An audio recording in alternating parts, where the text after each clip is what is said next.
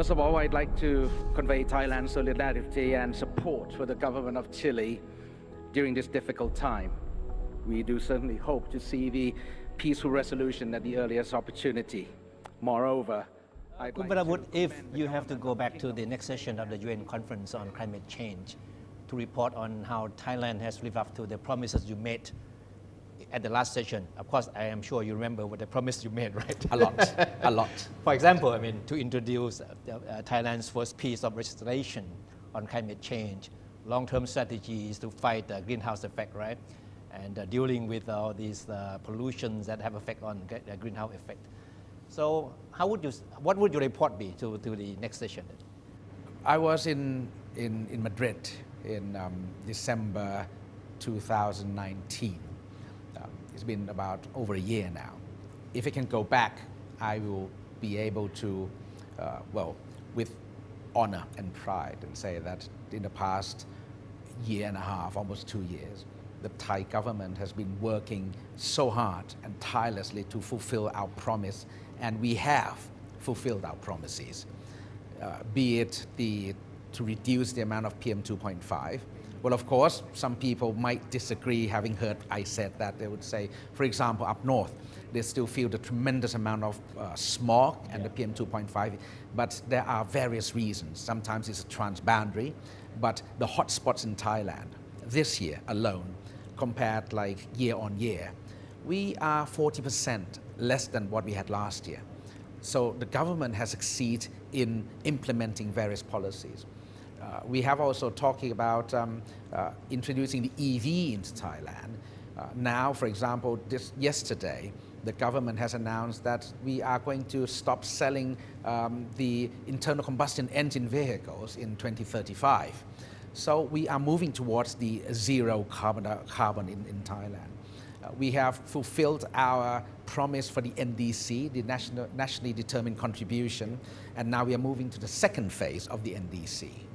We are about to introduce the first ever Climate Change Act.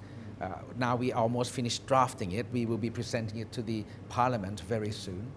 So we have fulfilled our promises that we made not to the Thai people, but to the world. So if I can go back and actually tell them again what we have done, I have no hesitation at all, because the Prime Minister as well as the Deputy Prime Minister has placed tremendous emphasis on this ministry, and we all at the ministry have been working round the clock to fulfill our promises. Probably in the near future you will have so many more opportunities to address to international event in terms of policy of Thailand, especially in terms of climate change. And with the US policy coming back to endorse Paris Agreement again, what do you think pressure that Thailand will be facing in terms of climate change policy? Well, everyone sees that the whole world is moving towards the readiness to combat the climate change, be it to reduce the world's temperature by 1.5 degrees or 2 degrees. Thailand, very soon, in the very, very near future, I'm talking about in a few years, we are going to see measures that include natural resources and environmental factors to use as, for example, the non-tariff barriers.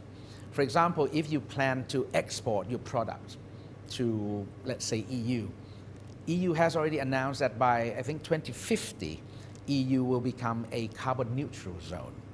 EU has introduced the EU Green Deal, so that every country in EU will be very alert about all the carbon dioxide offset and everything. So in the future, our exporters might be facing with problems like, have you used renewable energy in your factory? Do you have any carbon credits in your factory? What kind of mitigation measures you are implementing in your factory? These kind of barriers will become very, very soon will be in effect, and Thailand will have to be ready for it, be it the agricultural sector, the industrial sector.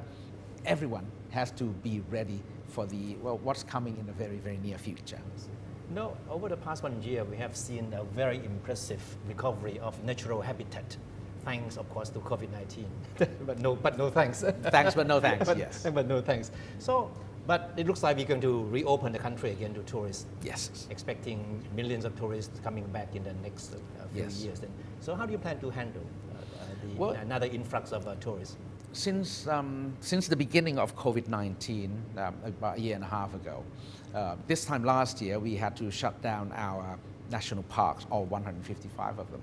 So until now, we have laid and implemented new measures. For example, we do the carrying capacity. We limit the number of people in various places in our national parks so that we make sure that it will not be crowded, it will not be over-visited, and in the long run, we will be able to sustainably manage the wealth of our national parks. When I say the wealth of our national parks, I'm not talking about monetary, I'm talking about the richness of our resources, the quality of life of the habitats, animals, plants and everything. So to maintain its fullness. Because when human stops, nature shall continue its own course. We have to adapt to nature.